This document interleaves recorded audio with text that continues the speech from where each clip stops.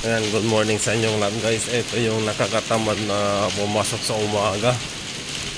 Umuulan. Sarap pa ng matulog pag ganito. Lamig pa ng hangin guys. Grabe. Ay, lamig. Oh. Buti pa yung mga walang trabaho. Lalo na yung magde-day off ngayon. Sarap pa ng tulog nila. Matulog sila hanggang alas 12 ng hapon. Okay lang yun. Gigising sila kakain, no? Pero yung gaya ko napapasok, ay naku, lakas yung ulan, lamig pa, nakakatamad pumasok. Ito yung talagang pinakaayaw ko sa lahat pag umaga. Malakas yung ulan, saka umuulan. Buti sana kung umaambon lang, okay lang yan. Pero pag ganito na malakas ng ulan, ay nako. Dati nagpapantalon ako na magtrabaho pag umaga, pumapasok ako. Pero nung lagi na lang malakas yung ulan pag umaga, nababasa yung jogging pants ko. Kaya ayun, dala na lang ako ng short. Tapos yung jogging pants nilalagay ko na lang sa bag ko para hindi mabasa pag magtrabaho ko, kasi pag magtrabaho ko nabasa yung jogging pants mo. Ayun ako. Malapit na ako. Ay, magkakalkal pa sana ako ng basura pero pinagkuhanan na ata eh. Ayan na, ito na. Yan na guys. Atras pa ito nga.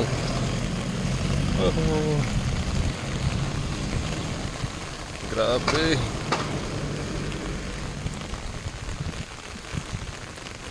Mawid na ako sa kalsada.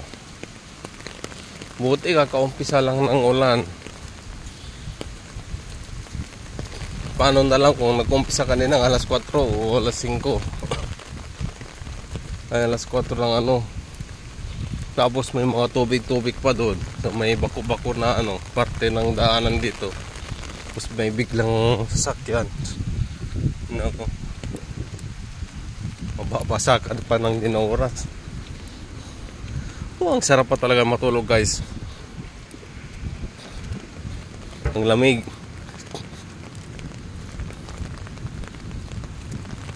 Ay, at saka meron na rin kaming katrabaho na bago. Darating daw sa Actually nandito na yun, bagong trabahador. Mag-start daw siya sa 9. Pero mamaya darating sila para ipakilala sa amin. Papakilala ng HR namin. Tingnan din, sabi nila magaling magbasa ng resibo, magaling mag-English, magaling daw mag-Chinese, mag-Mandarin. Tingnan natin mamaya. Yan. Diyan magaling yung mga amo namin. Nasabi nila magaling mag-Mandarin, magaling mag-English, magaling magbasa ng resibo. Pero pag oras na ng trabaho, doon mo na makikita na palpak yung mga hinahire nilang mga trabahador. Doon din yung yung mga tamad. Ayan.